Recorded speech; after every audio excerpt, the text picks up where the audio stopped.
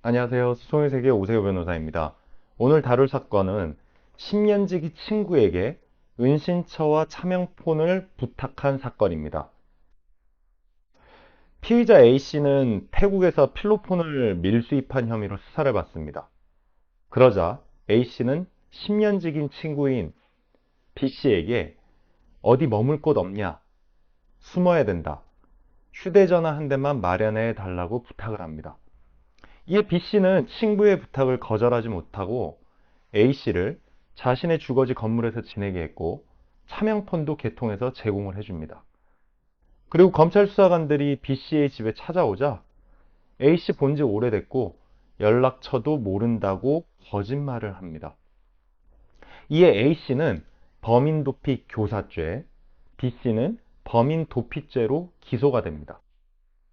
범인도피 교사죄에 대해서 1심과 2심은 유죄로 판단을 합니다.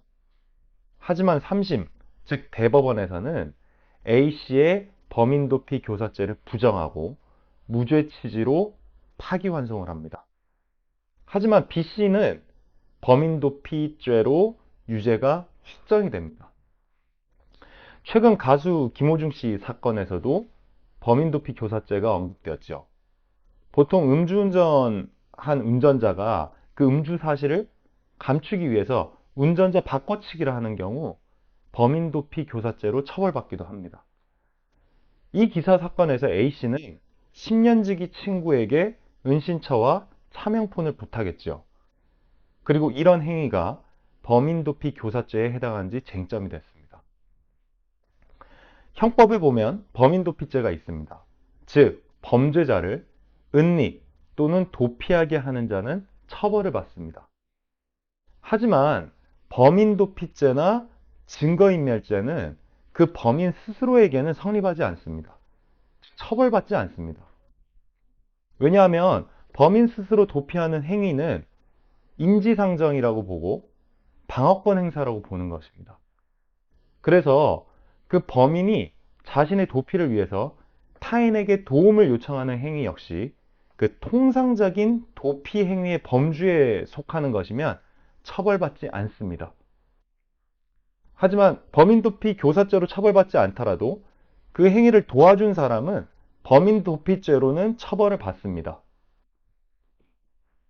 자, 범인에게 범인도피죄를 적용하지 않는 이유는 앞서 말씀드린 것처럼 방어권 보장을 위해서입니다.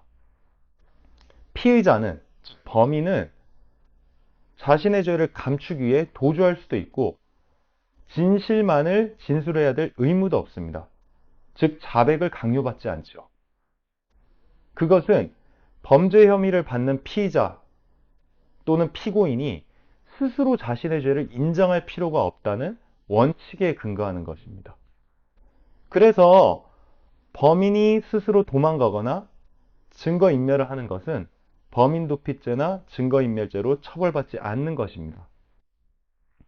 하지만 범인에게 범인도피죄가 성립하지 않더라도 교사죄는 성립할 수 있습니다.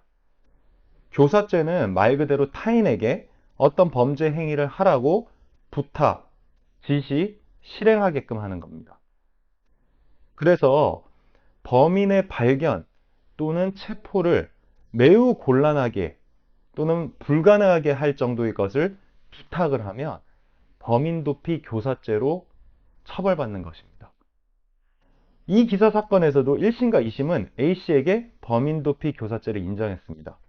그 이유는 부탁한 행위가, 은신처를 마련해달라, 차명폰을 마련해달라고 한 부탁 행위가 통상적인 도피 행위의 범주에 있지 않고 방어권을 남용했다는 이유에서입니다. 하지만 대법원은 이런 하급심 판결을 뒤집고 A씨의 행위를 무죄로 판단했습니다.